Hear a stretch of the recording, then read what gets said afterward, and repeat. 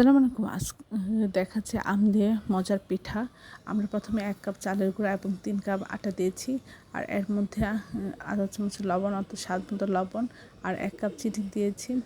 দিয়ে এখানে অল্প পানি দিব। আর এখানে আমের যে পিউরি বা জুস সেটা দিয়ে দিচ্ছি। দিয়ে আমরা একটা নরম একটা ডো তৈরি করে নিব। আর এর টেস্ট বাড়ানোর জন্য আমরা দিয়ে দিচ্ছি একটা ডিম। দিয়ে এভাবে এটা ব্যাটার তৈরি করব পাতলা মিডিয়াম। তারপর তেল গরম করে একটা একটা করে পিঠা দিয়ে দিব। প্রত্যেকটা পিঠাই ফুলে উঠেছে, দেখতে যতটা সুন্দর, খেতে অসাধারণ হয়েছিল। আশা করি এই রেসিপিটা একবার হলেও ট্রাই করবেন।